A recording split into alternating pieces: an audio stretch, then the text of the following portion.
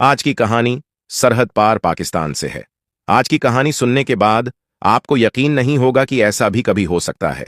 यह कहानी आपको बेचैन कर देगी और सोचने पर मजबूर कर देगी कि क्या वाकई में एक इंसान इस हद तक गिर सकता है अपनी ख्वाहिशों को पूरा करने के लिए। मगर बड़े अफसोस की बात है कि यह सच है और इस बात ने पूरी इंसानियत को शर्मसार करके रख दिया। तो चलिए शुरू करते हैं आज का यह एपिसोड। पाकिस्तान कराची में एक जगह है। लिखता बाद 31 अक्टूबर 2011 को शाम के वक्त अंधेरा हो चुका था और कब्रिस्तान में काम करने वाले लोग वहीं बाहर एक जगह बैठकर कुछ बातचीत कर रहे थे। अचानक से एक आदमी जो कि वहीं काम करता था, चीखता हुआ बदहवास कब्रिस्तान के अंदर से भागता हुआ उनके पास पहुंचता है। उसका पूरा शरीर कांप रहा था और वह इतना डरा हुआ था कि उससे कुछ बोला भी नहीं जा रहा था। बस वह बार बार कब्रिस्तान की तरफ इशारा कर रहा था। तो उन्हें लगा कि शायद कब्रिस्तान के अंदर कुछ गड़बड़ है। उस आदमी की ऐसी हालत देखकर उन लोगों की भी हवा खराब होने लगती है, क्योंकि एक तो कब्रिस्तान ऊपर से रात का वक्त, मगर वह सब लोग इकट्ठा होकर अंदर जाने का फैसला करते हैं और उस आदमी को भी अपने साथ अंदर ले जाते हैं। फिर वह डरते डरते किसी तरह उस आदमी के इशारों पर उस जगह पहुंच जाते हैं और वहां पहुंचने के बाद उन लोगों के भी होश उड़ जाते हैं। वो देखते हैं कि एक कवर का एक तरफ का हिस्सा खुला हुआ है और लाश के ऊपर जो पत्थर का स्लैब था वह हटा हुआ है। उन्हें कुछ समझ नहीं आता। फिर वो उस आदमी से पूछते हैं कि आखिर हुआ क्या है। फिर जब वह पूरी कहानी सुनाता है तो लोगों को इतना गुस्सा आता है कि वह उस शख्स को वहीं मार देते, लेकिन फिर वहां किसी तरह पुलिस बुलाई जाती है और पुलिस उसे अरेस्ट करके अपने साथ ले जाती है। उसके बाद जब पुलिस स्टेशन में उससे पूछताछ की जाती है तब वह पूरी कहानी शुरू से सुनाता है। दरअसल उस शख्स का नाम था मोहम्मद रियाज। वह पाकिस्तान के पंजाब प्रांत की एक जगह सरगोधा का रहने वाला था। सरगोधा से कुछ साल पहले वह रोजी रोटी की तलाश में कराची पहुंचता है। उसके बाद वह इधर उधर घूमता है। नौकरी की तलाश में कभी कहीं छोटा मोटा काम कर लेता तो कभी कहीं मजदूरी का काम कर लेता था, पर कोई टिकाऊ नौकरी उसे नहीं मिल रही थी। उसके बाद वह कुछ दिन ऐसे ही गुजारता है। इस दौरान वजीरा नाम के एक शख्स से उसकी दोस्ती होती है। वजीरा वहीं लियाकताबाद के एक कब्रिस्तान में खुदाई और कब्र पर पानी डालने का काम करता था। तो वजीरा से मिलने के बाद रियाज उसे अपनी परेशानियों के बारे में बताता है, तो वजीरा उसे अपने साथ कब्रिस्तान में ही काम दिलवा देता है। फिर रियाज उसी कब्रिस्तान में एक जगह टिककर नौकरी करने लगता है। उसके बाद जैसे जैसे वक्त बीतता है तो धीरे धीरे उन दोनों में दोस्ती गहरी हो जाती है। फिर रियाज ने अपने बयान में बताया कि उसने कुछ दिनों बाद कुछ अजीब सी चीजें देखीं। उसने बताया, शाम के वक्त जब भी कोई ताजी लाश उस कब्रिस्तान में दफनाई जाती थी, उसके बाद वजीरा उस कब्र का एक तरफ का हिस्सा खोलता था और उसके अंदर जाता था और थोड़ी देर बाद वापस बाहर आकर उस कब्र को वैसे ही बंद कर देता था जैसी वह पहले थी। पहले तो वह कुछ दिनों तक उसे ऐसा करते हुए देखता रहा, पर एक दिन उसने उससे पूछा कि तुम यह क्या करते हो कब्र को खोदकर। और क्योंकि अब दोनों की दोस्ती काफी गहरी हो गई थी तो वजीरा ने उसे सारी कहानी बयां की और फिर उसने उसे भी अपने साथ उस काम में शामिल कर लिया और फिर दोनों मिलकर वह काम करने लगे। उसके बाद अब दोनों की नजर असर के वक्त जो नमाज होती है, यानी कि शाम के वक्त, दरअसल इस्लाम में 5 वक्त की नमाज पढ़ी जाती है और जो असर की नमाज होती है वह शाम को लगभग 4 बजे से 5 बजे के वक्त पढ़ी जाती है। तो दोनों रोज असर की नमाज का इंतजार करते थे और उस वक्त जो भी लाश कब्रिस्तान में दफनाने के लिए आती थी दोनों उस पर नजर रखते थे। फिर दोनों उस लाश की पहचान करने की कोशिश करते थे कि यह लाश मर्द की है या किसी औरत या लड़की की है। पर लाश की पहचान करने के लिए उन्हें ज्यादा मेहनत नहीं लगती थी, क्योंकि मुस्लिम रीति रिवाज के हिसाब से अगर वह किसी महिला की लाश है तो उस कब्र पर एक चादर डाल दी जाती है और वह चादर एक निशानी होती थी कि यह लाश किसी महिला या किसी लड़की की है। उस चादर को देखकर दोनों समझ जाते थे कि यह लाश किसी औरत या किसी लड़की की है, और उससे भी ज्यादा ये इस बात का ख्याल रखते थे कि उस लाश को असर के वक्त यानी शाम को 4 बजे या 6 बजे के बीच दफनाया गया हो। सुबह या दोपहर में दफनाए गए मुर्दों पर यह बिल्कुल ध्यान भी नहीं देते थे। तो लाश को जब वहां लाया जाता था उसके बाद उसे कब्र में दफनाते थे, जिसमें 2 से 3 घंटे का वक्त लगता है, और फिर सब लोग धीरे धीरे करके अपने घर चले जाते थे। फिर ये दोनों अपना काम शुरू करते थे।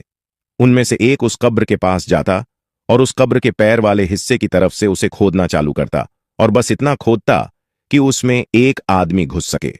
उसके बाद उस कब्र पर पत्थर के स्लैब रखे होते थे ताकि मुर्दे के ऊपर वो मिट्टी ना गिरे जो ऊपर से डाली जाती है। तो उनमें से वह एक पत्थर के स्लैब को हटाता और उस कब्र के अंदर चला जाता, फिर उस औरत या लड़की के साथ। अब इसे क्या कहा जाए, जबरदस्ती या बलात्कार, क्योंकि जबरदस्ती तो उसके साथ होती है जो इसका विरोध करे, पर वह तो पहले से ही एक लाश थी जिसको कुछ पता ही नहीं कि उसके साथ क्या हो रहा है।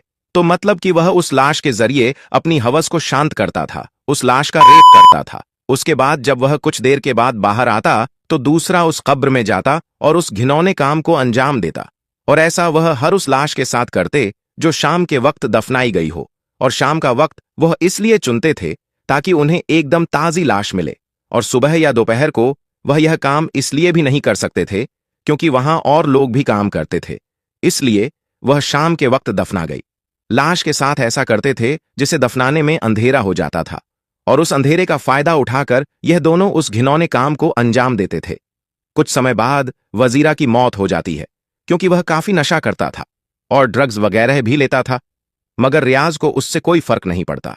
वह अपना यह सिलसिला जारी रखता है और अब अकेले ही वह इस काम को करता रहता है। बात 31 अक्टूबर 2011 की है। शाम असर के वक्त एक मुर्दा लड़की को दफनाया जाता है और उस लाश पर भी रियाज की नजर थी। 2 से 3 घंटे बाद जब सारे रिश्तेदार उस लाश को दफनाकर और उसके लिए दुआएं पढ़कर वापस चले जाते हैं, तब रियाज उस कब्र के पास पहुंचता है और वैसे ही हमेशा की तरह उसे एक तरफ से खोलता है और उसका एक स्लैब हटाकर उसके अंदर चला जाता है।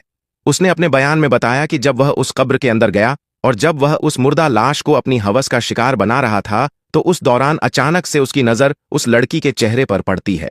दरअसल उस लाश के ऊपर जो चादर डाली गई थी वह उसके चेहरे से हटी हुई थी, और अक्सर ऐसा हो जाता है लाश को कब्र में डालते वक्त कभी कभी कहीं से कपड़ा हट जाता है क्योंकि उस कपड़े को ज्यादा टाइट करके नहीं बांधा जाता ताकि उस लाश को तकलीफ ना हो। तो जब रियाज की नजर उसके चेहरे पर पड़ती है तो उसे पहले उसके दांत दिखाई देते हैं, फिर उसके बाद उसकी नजर उस लड़की की आंखों पर जाती है। उसकी आंखें चमक रही थीं और एक तेज रोशनी उसकी आंखों से निकल रही थी। ऐसा उसने खुद अपने बयान में साफ साफ बताया है। जैसे ही वह यह देखता है उसकी हवा खराब हो जाती है और उसे लगता है कि शायद यह लड़की जिंदा हो गई है या भूत बन गई है और अब वह बचने वाला नहीं है। वो इतना डर जाता है कि ना आंव देखता है ना ताव, और वहां से बदहवास चीखता हुआ भागता है और उन बाकी लोगों के पास पहुंचकर अपनी कहानी सुनाता है। उसके बाद उसे पुलिस के हवाले किया जाता है। उन बाकी कर्मचारियों के पास पहले भी कब्र से छेड़छाड़ की शिकायतें आती थीं क्योंकि लाश को दफनाने के बाद उसके रिश्तेदार अगले कई दिनों तक उस कब्र पर आते थे और उस मरे हुए शख्स की शांति के लिए दुआएं पढ़ते थे। और जब उन्हें कब्र की मिट्टी को देखकर शक होता था कि जैसा हम इसे कल छोड़कर गए थे यह उससे अलग है, तो वह उस कब्रिस्तान के मुलाजिमों से इसकी शिकायत करते थे, पर उन्हें लगता था कि शायद किसी जानवर ने ऐसा किया होगा। पर जब रियाज उनके पास आया और उसने सारी कहानी बताई तब उन्हें सारा माजरा समझ आया। उसने अपने बयान में कबूल किया कि उसने 48 महिलाओं के साथ कब्र में उतरकर बलात्कार किया है। कितने मुर्दों के साथ ये कर चुके हो? ये 48 साथ हो गए। 48 खवातीन के साथ। और उसने यह पिछले 1.5 से 2 साल के अंदर किया। उसके बाद जब यह खबर मीडिया द्वारा पब्लिक में आती है तो पूरे पाकिस्तान में आग की तरह फैलती है और पूरे पाकिस्तान में कोहराम मच जाता है और सभी चाहते थे कि उस गुनाहगार को मौत की सजा मिले।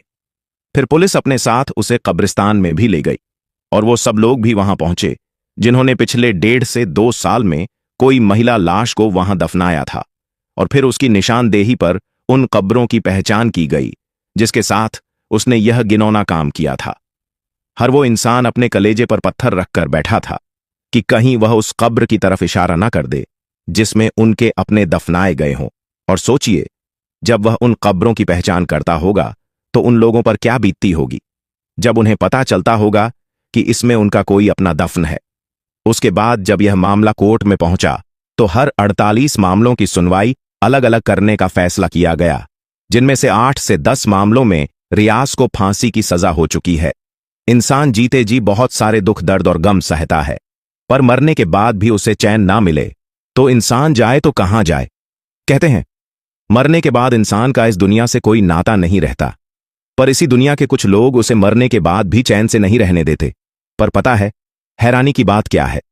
हैरानी की बात यह है कि रियाज आज भी जिंदा है और आज भी पाकिस्तान की जेल में सड़ रहा है। और आज भी हर एक पाकिस्तानी रियाज की फांसी का इंतजार कर रहा है, क्योंकि बाकी के मामले अभी भी कोर्ट में हैं और उनका फैसला आना बाकी है। पर उम्मीद है उसे जल्द ही फांसी होगी। तो दोस्तों, यह थी आज की कहानी आपकी। इस पर क्या राय है, अपनी राय कमेंट बॉक्स में जरूर दें। वीडियो पसंद आई हो तो वीडियो को लाइक करें और ऐसी वीडियोस देखने के लिए चैनल को सब्सक्राइब करके साथ में बेल आइकन को भी जरूर प्रेस कर लें।